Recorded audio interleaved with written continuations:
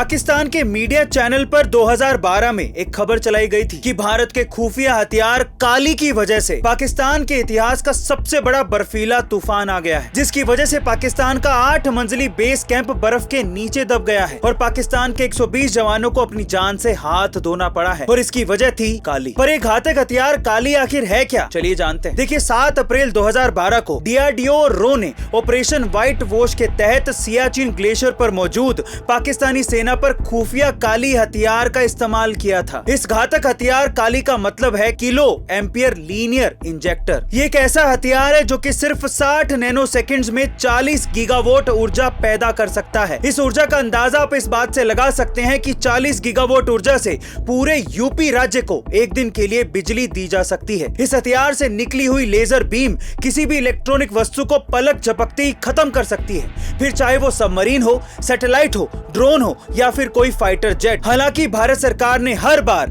इस ऑपरेशन को मानने से इनकार किया था, लेकिन अगर सच में सेना ने ऐसा हथियार बनाया है तो इससे चीन और पाकिस्तान की फटेगी जरूर। चैट जीपीटी को जन्म देने वाले सैम एल्टमैन को ओपनएआई ने कंपनी से बाहर क्यों निकाल दिया और उनकी जगह नई सीईओ बनी मीरा मूर्ति का भारत से क्या कनेक्शन है, चलिए जानते हैं। देखिए ओपनएआई कंपनी का यह कहना है कि चैट जीपीटी को बनाने के बाद सैम एल्टमैन कंपनी पर ध्यान देने की बजाय बेवजह बयानबाजी और विदेशी दौरे कर रहे थे, जिसकी वजह से बोर्ड का उन पर भरोसा नहीं रहा और बोर्ड ने उन्हें कंपनी से बाहर कर दिया। हालांकि कहा यह भी जा रहा है कि कुछ दिनों पहले चैट जीपीटी के 1 लाख अकाउंट्स का डेटा लीक होना और इस लीक की वजह से एप्पल और सैमसंग जैसी बड़ी कंपनियों ने चैट जीपीटी का इस्तेमाल करने से मना कर देना ही सैम को कंपनी से बेदखल करने का कारण बना है।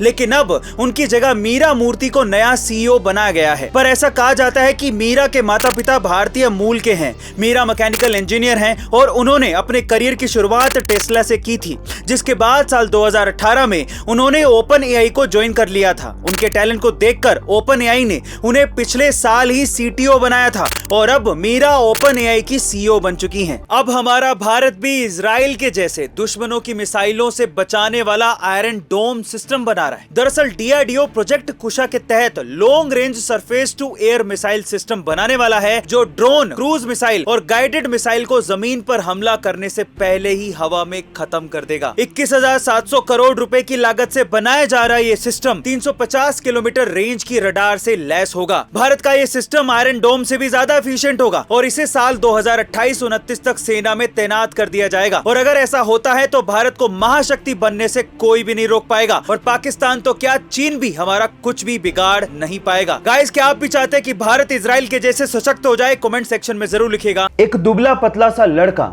अपने देश की सेवा करने के लिए फौज में भर्ती होना चाहता था और उसके लिए वो ट्रेनिंग भी ले रहा था। इतने में ही वहां पर आए एक फौज के जनरल ने उसे देखकर उसके सिलेक्टर को कहा कि तुमने इसको सेलेक्ट क्यों किया है, ये फौज में भर्ती होने लायक नहीं है। और इस चीज को प्रूव करने के लिए उस जनरल ने एक ग्रेनेड उस ट्रेनिंग ले रहे ग्रुप के बीच में फेंक दिया।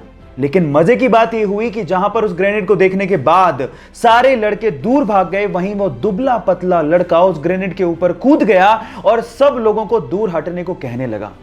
हालांकि वो ग्रेनेड नकली था, लेकिन इस घटना को देख के उस जनरल को समझ में आ गया था कि कद काठी होने से कुछ नहीं होता, साहस यानी कि जिगरा जिसके पास होता है, महान वही बनता है। आप लोगों का इसके बारे में क्या कहना है, चैट सेक्शन में लिखना मत भूलिएगा।